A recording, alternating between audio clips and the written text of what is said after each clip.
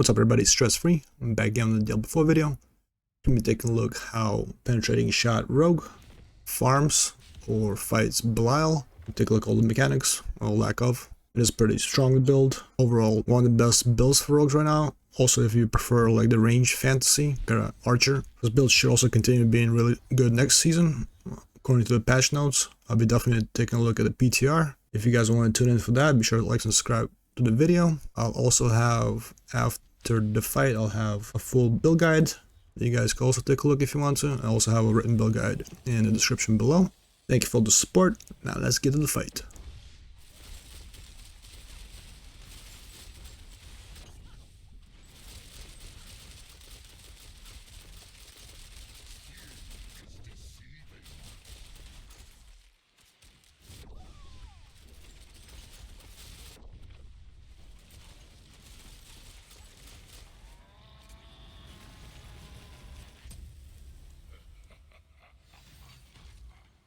So let's take a look at the gear. Starting from the helmet, got the usual stuff. We got air perdition. Probably want to be going for lucky hit chance, but I hit the +5 core skill, so I might probably just keep it like that. Here you also want to put the gems in as the dexterity gems. That's pretty much self-explanatory.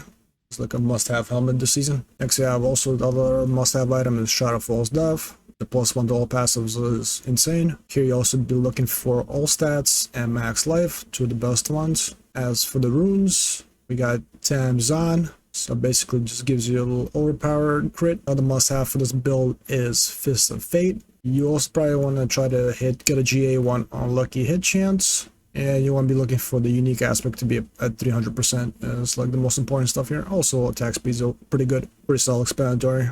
One of the S tier gloves for rogues. Next we got the pants. Yeah, I'm using the Umbrus. Gives me free dark shrouds, just pumps up my damage per dark shroud, and it gives you extra layer of defense. Here I got max life, dexterity, shatter resistance, and fire resistance. I also got cold imbuement, and I got the dexterity gems. Next item you want to be getting is Penitent Greaves. It's pretty good for giving you 25% damage to chilled enemies. And here it's a 4 GA, but you probably want to try to hit up around movement speed. Probably like the best one, since I'm already capped out on crit and the cold resistance. Next must-have item you want to have is Eagle Horn. Here I got triple crit on pen shot for it to cast twice, and I got GA on penetrating shot. And also the unique aspect is fully maxed out. It's pretty much what you want to be looking for. And for the runes, I got Quacks, and basically just gives you 100% more damage for 1 second. Next we got the amulet. Here you want to be looking for GA on dexterity.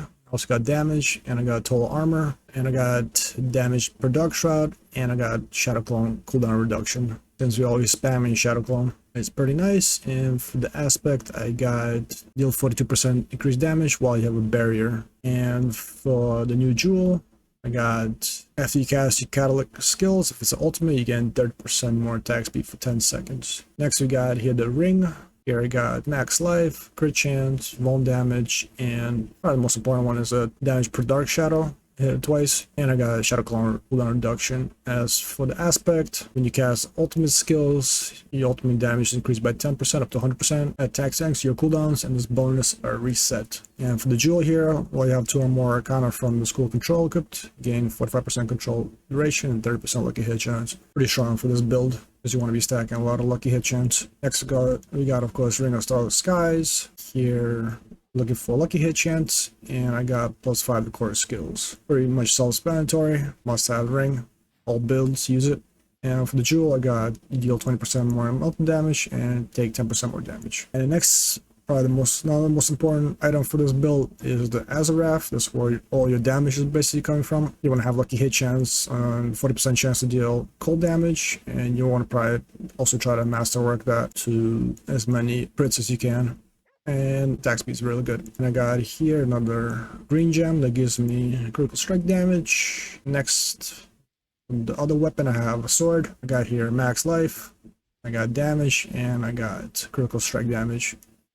Here you want to temper more cold damage, as I have here, and you also want to hit it with dark shroud damage. As for the spec here, I got when you cast ultimate skill, you gain 27% more damage for 8 seconds, and it gains 2 additional ultimate skill ranks. That's the gear pretty much. Let's go over the skill tree pretty quick. What I was running here. You just dump any points into here to here. And you want to be maxing out penetrating shot. You get enhanced penetrating shot and advanced penetrating shot. Pretty much the must have for that.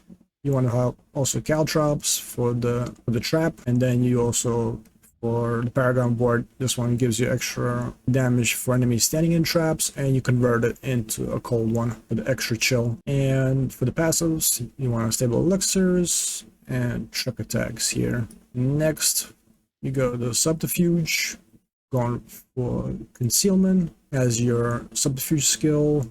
Then you also we're going for maxing out dark shroud, give you extra defense. You're also going for smoke grenade, give you some extra poison stuff. And here you also be maxing out malice, increase damage for unvulnerable targets. And you want also going for exploit. Next, you want to be going for shadow imbuement to get the mixed shadow imbuement, so you get like extra 12% damage. We're also maxing out alchemical advantage, gives you attack speed and lucky hit chance, and you also want to get deadly venom. And we're going for debilitating toxins. Here you're also going for Deadeye, and of course frigid finesse, extra chill and frozen damage. As for the ultimate side, of course you get a shadow clone, max it out. Here we're also going for aftermath and onto dawn. Then we're going for second wind, give you extra barrier protection, and you also want to go innervation to get more energy regen. As for the key passives, this is between victimize and close quarter combat.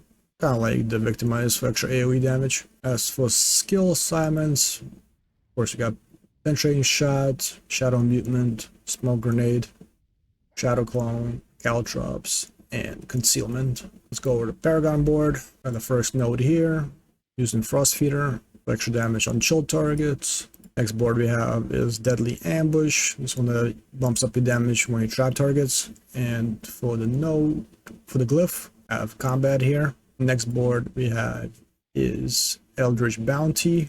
And I got here Control with more damage on targets that are crowd controlled. Next board we have is Dense Macabre. So it gives you extra 30% damage when you use a mobility skill. And the glyph here is Turf. As for the last board, we have is No Witnesses, bumps up the ultimate damage, and you also get the bonus. Very nice. As for the glyph, I got Canny. You can also prioritize towards like the end the build. Probably want running Devious, Fluidity, and Headhunter, but I want to be a hipster and try my own thingy. But pretty much these could probably scale a little better towards the end game. As for specializations, we get running preparations. Basically, when you use all the mana up, it resets the shadow clone. The shadow clone resets the other cooldowns, and you gain also 15% damage reduction. What else? Oh yeah, let's go for the spellcraft powers. We're going here with Thunderous Particle. It deactivates suppressor mobs. Then we're going for Nightmare Orb and Frigid Heart to have the 2 control, and we go Bloody Charm to execute targets. Very strong. And then we also going for Celestial Surge, which I like when mobs get clumped up and all the AoE damage just like destroys them. And as for mercenaries, I got Subu. We're going with Cover Fire for the opening fire, but this probably could change to right here.